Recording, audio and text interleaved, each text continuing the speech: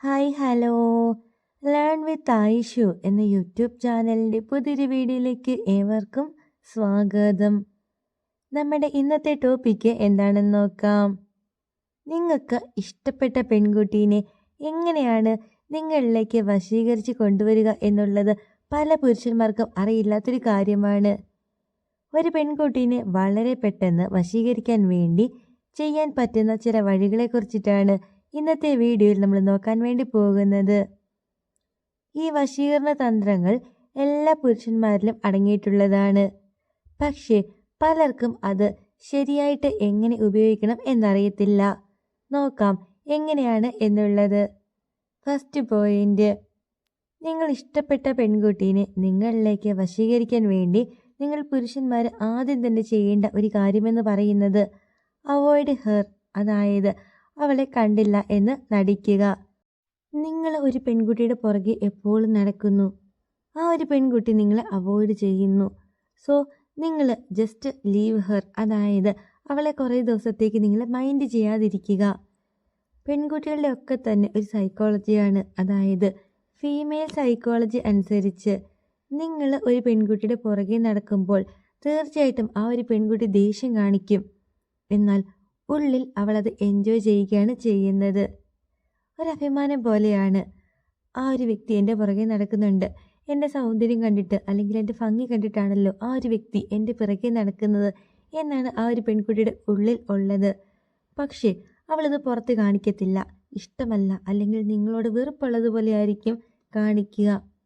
ഇതേപോലെ തന്നെ ആയിരിക്കും അവൾ അവളുടെ ഫ്രണ്ട്സിൻ്റെ അടുത്തും പറയുക. അതായത് ആ ഒരു വ്യക്തി വെറുതെ എൻ്റെ പുറകെ നടക്കുകയാണ്, വെറുതെ ടൈം കളയാമെന്നേ ഉള്ളൂ, ഞാൻ എസ് പറയത്തില്ല, ഇങ്ങനെയൊക്കെ പറഞ്ഞിട്ട് സ്വയം ഒരു പൊങ്ങച്ചമായിരിക്കും അവൾ അവളുടെ ഫ്രണ്ട്സിനോടും ഷെയർ ചെയ്യുന്നത്.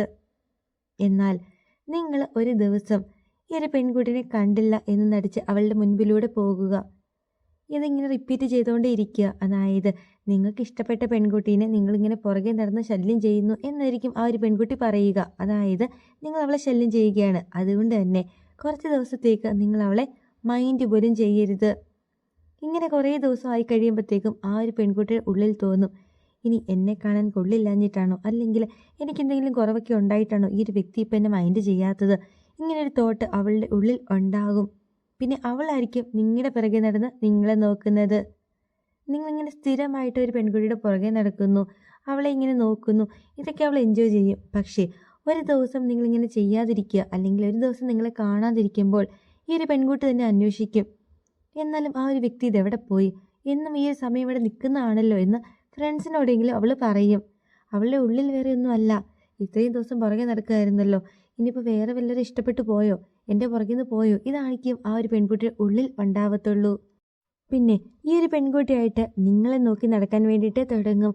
കുറേ അധികം ഫിലിംസിൽ നിങ്ങൾ കണ്ടിട്ടുണ്ടാവാം, ആദ്യമേ നായകൻ ഇങ്ങനെ പിറകെ നടക്കുന്നു, ആ ഒരു സമയം ഈ ഒരു പെൺകുട്ടി വേണ്ട എന്ന് വെക്കുന്നു, ശല്യമാണെന്ന് പറയുന്നു, ഓടിക്കുന്നു, വഴക്കുണ്ടാക്കുന്നു, ഇങ്ങനെയൊക്കെ ചെയ്യുന്നു. ലാസ്റ്റ് അവൻ അവളെ വേണ്ട എന്ന് വെക്കുമ്പോൾ അവളുടെ ഉള്ളിൽ ഒരു വിഷമം തോന്നും. പിന്നെ അവളായിട്ട് പുറകെ നടക്കുന്നു, ഇഷ്ടം പറയുന്നു. ഇങ്ങനെ ഒരു റിലേഷൻഷിപ്പിൻ്റെ കഥകളൊക്കെ അല്ലെങ്കിൽ ഇങ്ങനത്തെ ഫിലിംസൊക്കെ നിങ്ങൾ ഒരുപാട് കണ്ടിട്ടുണ്ടാവും.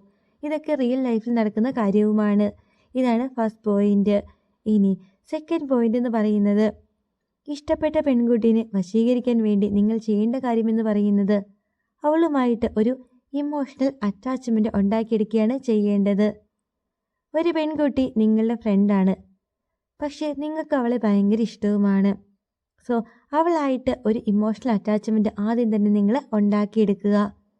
അവളുടെ വിഷമങ്ങൾ അല്ലെങ്കിൽ അവളുടെ സന്തോഷങ്ങൾ, വിഷമങ്ങളിൽ വിഷമിക്കുകയും, അതായത് അവളുടെ സങ്കടങ്ങളിൽ നിങ്ങൾ പങ്കുചേരുക, സന്തോഷങ്ങൾ നിങ്ങൾ ആഘോഷിക്കുക. ഇങ്ങനെയൊക്കെ നിങ്ങൾ ചെയ്യുകയാണെങ്കിൽ തീർച്ചയായിട്ടും ആ ഒരു പെൺകുട്ടിയുടെ ഉള്ളിൽ നിങ്ങളോടൊരു അറ്റാച്ച്മെൻറ്റ് അല്ലെങ്കിൽ അട്രാക്ഷനൊക്കെ തോന്നും. പതിയെ പതിയെ ഇത് വളർന്ന് ഒരു പ്രണയമാക്കാനുള്ള ചാൻസ് ഭയങ്കര കൂടുതലാണ്.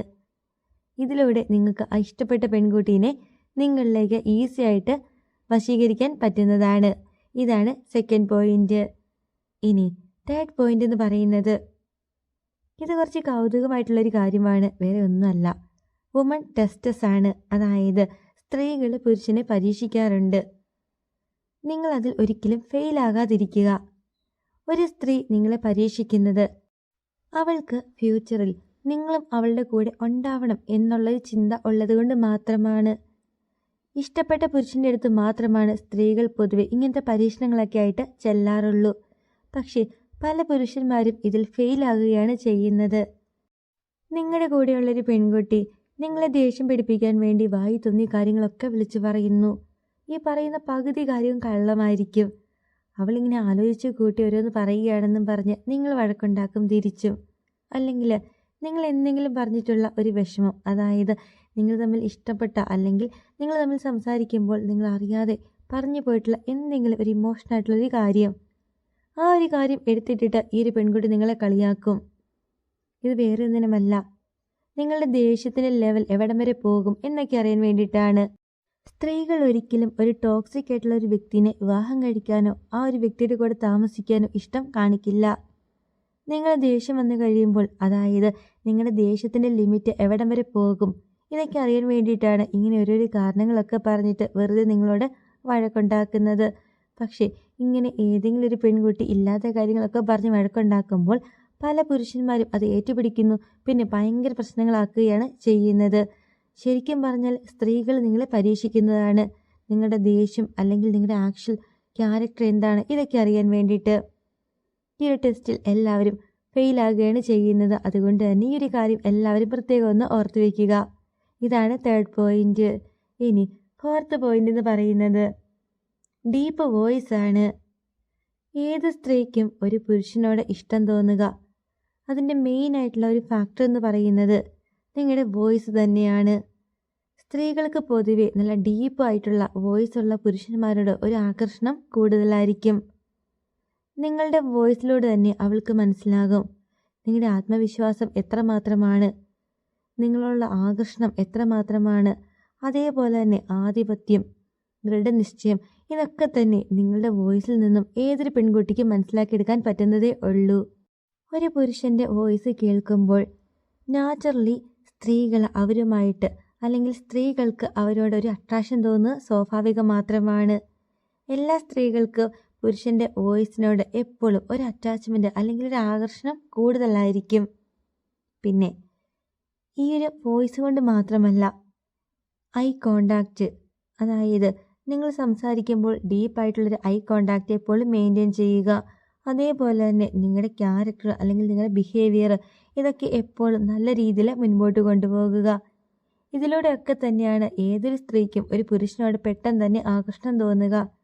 നിങ്ങൾ പുരുഷന്മാർ നിങ്ങൾക്ക് ഇഷ്ടപ്പെട്ട ആ ഒരു പെൺകുട്ടീനെ അല്ലെങ്കിൽ ആ ഒരു സ്ത്രീയെ എങ്ങനെയാണ് നിങ്ങളിലേക്ക് വശീകരിക്കേണ്ടത് എന്ന് അറിയില്ല നടക്കുകയായിരുന്നു എങ്കിൽ ഈ പറഞ്ഞ 4 കാര്യങ്ങളൊക്കെ എല്ലാവരും ഒന്ന് ട്രൈ ചെയ്ത് നോക്കുക. നിങ്ങൾക്ക് ഇഷ്ടപ്പെട്ട ആ ഒരു പെൺകുട്ടിക്ക് തിരിച്ച് നിങ്ങളോടും ഒരു ആകർഷണം തോന്നാൻ വേണ്ടി ഒരുപാട് ഹെൽപ്പ് ചെയ്യും. അപ്പോൾ ഇന്നത്തെ വീഡിയോ എല്ലാവർക്കും ഒരുപാട് യൂസ്ഫുൾ ആയി തന്നെ വിചാരിക്കുന്നു. ആദ്യമായിട്ടാണ് ഇതായി ഒരു ചാനൽ കാണുന്നതെങ്കിൽ തീർച്ചയായിട്ടും ചാനലൊക്കെ സപ്പോർട്ട് ചെയ്യുക. അതേപോലെ തന്നെ വീഡിയോക്ക് ലൈക്കും കൂടി ചെയ്യണേ. അപ്പോൾ അടുത്ത ദിവസം ഇതിൽ നല്ല ഒരു പുതിയ ടോപ്പിക്കായിട്ട് നമുക്ക് വീണ്ടും കാണാം. Thank you for watching.